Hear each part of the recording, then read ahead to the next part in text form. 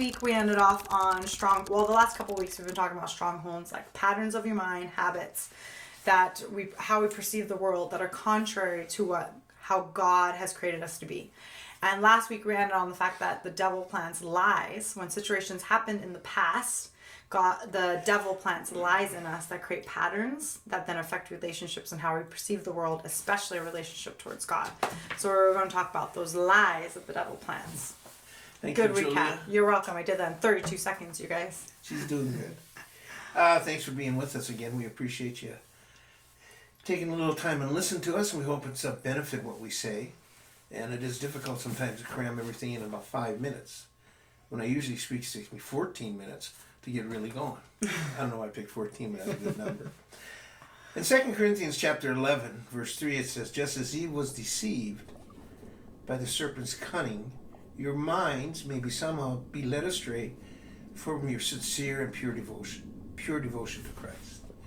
In this verse, it refers to Eve in the Garden of Eden, how she was deceived and led away by the devil's cunning. Okay? And he was led away to pull her away from the simple and pure devotion to Christ. And what the devil does to us, he tries to plant things in our mind that affect how we see God.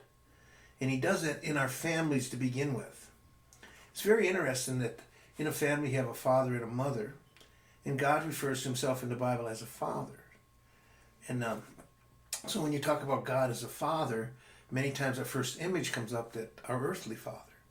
If he was a good dad, then that's good. If he was a bad dad or everything in between, it can affect our view of God. We project how we view our dad on earth on our Heavenly Father. Yeah. So the devil wants to plant things in our mind, like he did to Eve in the garden, that hinders him from reaching out to God.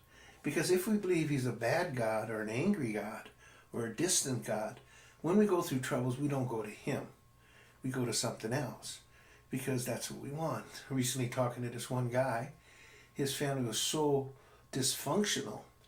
His mom would yell at him, his dad was gone, that anytime he went through a difficult time, he would turn to alcohol or he'd do some hardcore drugs, even to the point of shooting up. Now, he becomes addicted to these drugs, not only physically but also spiritually, because sometimes the drugs almost give you an instant high, an instant peace, but it doesn't last, and we all know it gets more and more.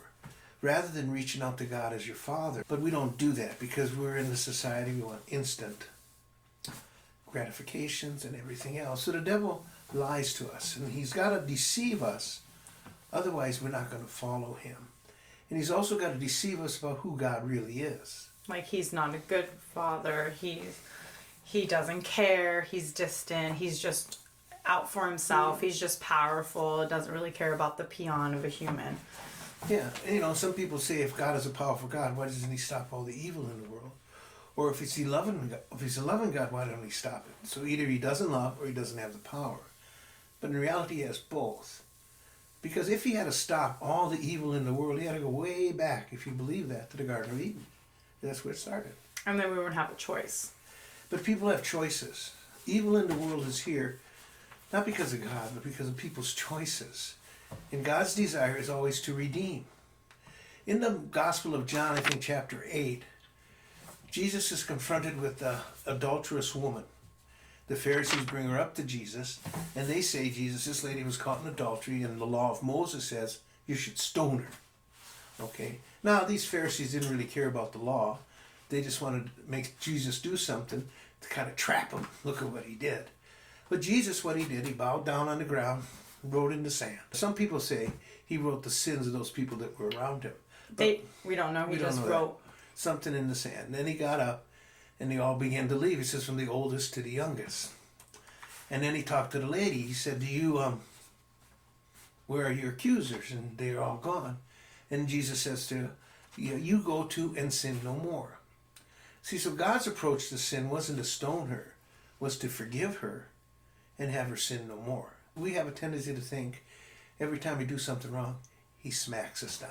So then those lies that have been planted from the enemy that are contrary to who God is, God can redeem those and show him that he's not like that and redeem those lies and break them down and give you the actual truth of who He is.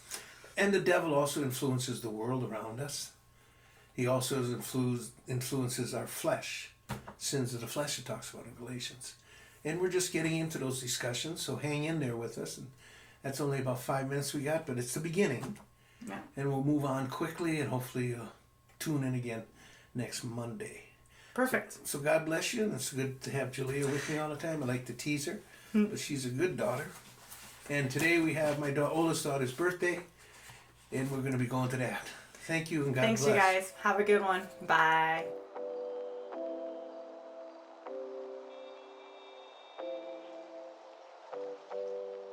Just read a couple scriptures to you. This is in 2 Corinthians. Sorry. That's the alarm. There's a fire in the building now.